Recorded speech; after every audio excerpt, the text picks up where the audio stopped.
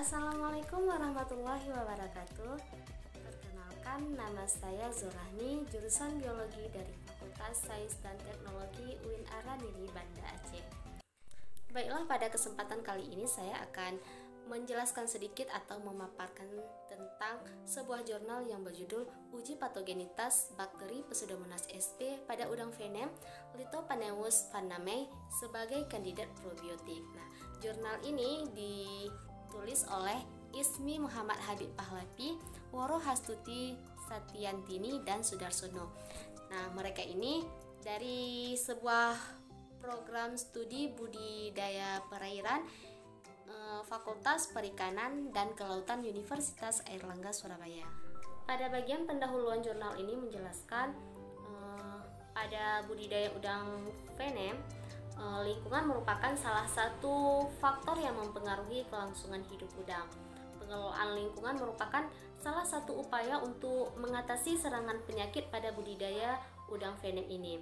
Nah, alternatif yang dapat dilakukan dengan menggunakan agen bakteri biokontrol. Nah, bakteri Pseudomonas sp ini merupakan bakteri gram negatif yang mampu menghasilkan senyawa bakteriosin dan senyawa antibiotik untuk menghambat dan menekan bakteri patogen. Nah, Pseudomonas sp ini juga mampu menghasilkan enzim kitinase. Enzim kitinase ini bekerja sebagai katalisator pada proses penguraian polimer kitin pada lapisan pelindung tubuh ikan menjadi unit monomer yang lebih sederhana lagi.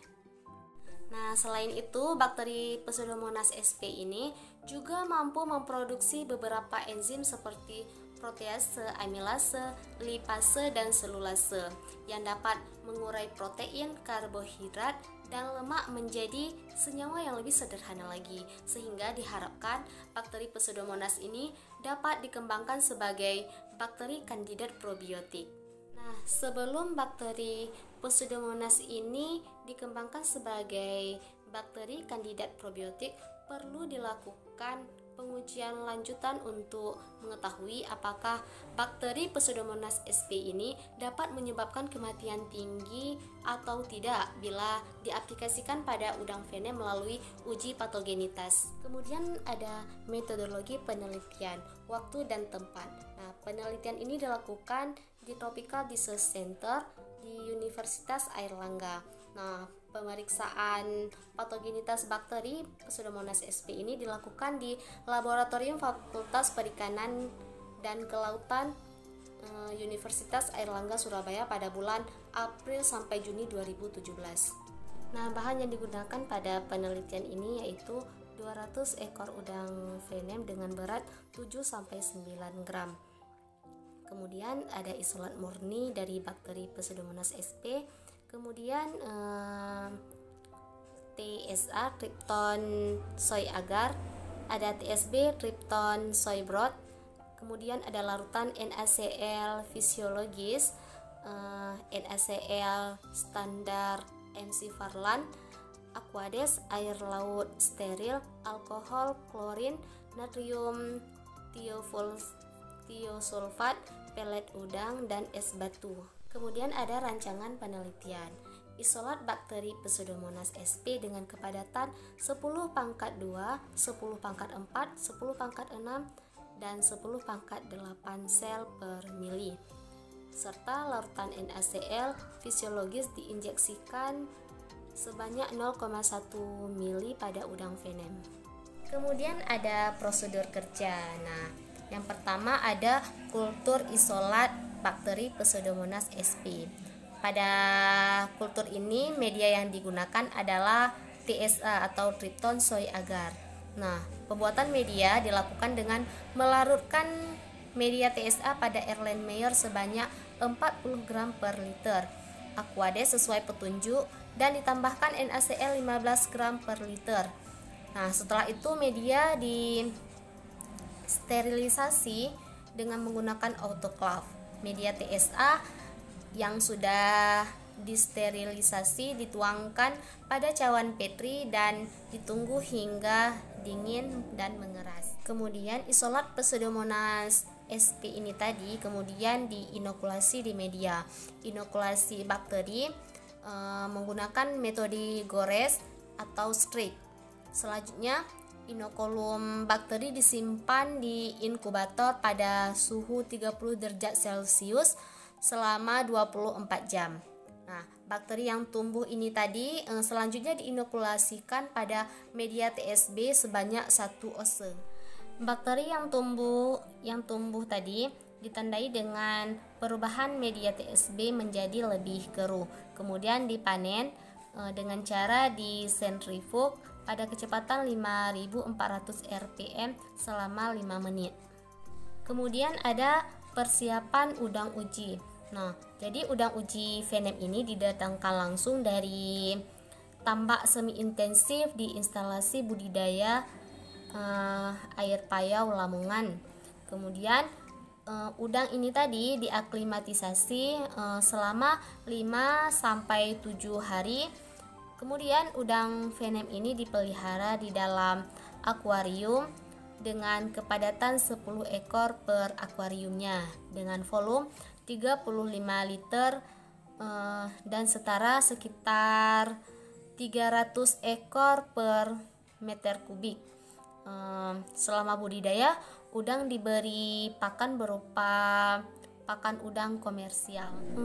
Prosedur kerja selanjutnya yaitu uji patogenitas pada udang venom. Nah, udang venom terlebih dahulu dibius menggunakan suhu rendah. Teknik injeksi bakteri pada udang venom secara intramuskular pada abdomen segmen ketiga. Nah, volume injeksi yang digunakan adalah 0,1 ml per ekornya menggunakan spuit berukuran 1 mili. Pemeliharaan udang venom ini dilakukan selama 10 hari dan diberi pakan pelet komersial. Pengamatan kematian dan gejala klinis dicatat setiap 6 jam sekali pada 24 jam pertama. Selanjutnya setiap 24 jam sekali hingga hari ke-10. Perhitungan tingkat mortalitas dan LD50 udang venom dihitung pada akhir pemeliharaan.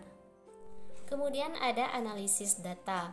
Nah, data hasil uji patogenitas bakteri Pseudomonas sp pada udang venom yang diperoleh pada penelitian ini berupa data kuantitatif dan data kualitatif. Data tersebut dianalisis secara deskriptif dan disajikan secara naratif dengan tabel dan gambar. Nah, kemudian ada hasil dan pembahasan. Dari hasil penelitian uji patogenitas yang didapatkan, data kematian udang venom yang diinfeksi bakteri Pseudomonas sp 10⁻² sampai 10⁻8 ditemukan sebesar 0%-nya. Nah, pada penelitian ini udang yang diinfeksi bakteri Pseudomonas sp tidak menunjukkan adanya kematian di semua perlakuan hingga akhir pemeliharaan. Kondisi tersebut diduga karena produksi ekstraseluler yang dikeluarkan oleh bakteri Pseudomonas sp tidak sampai menyebabkan kematian.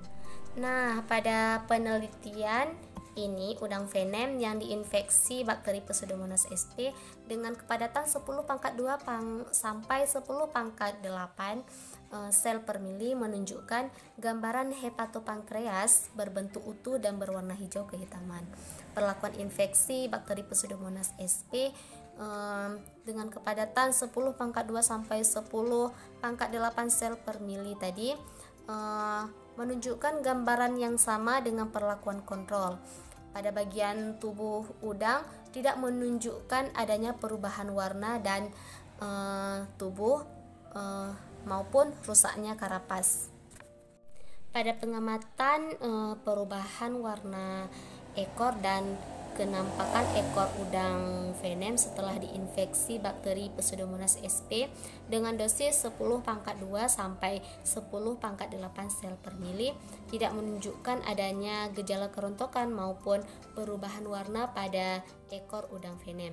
Pada perlakuan kontrol menunjukkan gambaran yang sama dengan perlakuan udang venom yang diinfeksi bakteri Pseudomonas sp menunjukkan ekor berwarna putih transparan. Bakteri Pseudomonas sp mampu memproduksi enzim bakteriolitik yang dapat menguraikan suatu senyawa menjadi lebih sederhana lagi. Mekanisme yang mampu menyebabkan kematian pada hewan uji dari bakteri Pseudomonas sp dengan menghasilkan ekstraseluler produk yaitu enzim kitinase.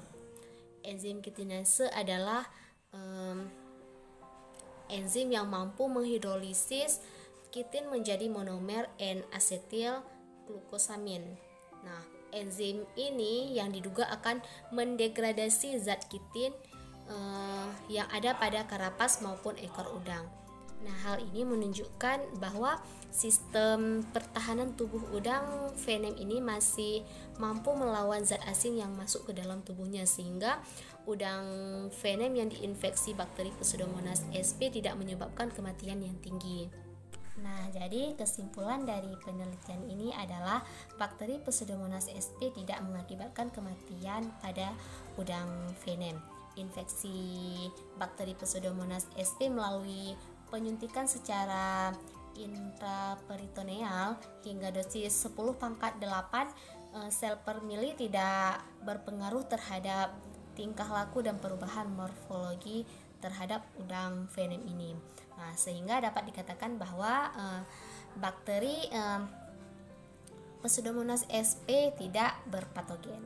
Nah, jadi sekian dari presentasi saya, lebih dan kurang saya mohon maaf. Semoga dapat bermanfaat bagi kita semua.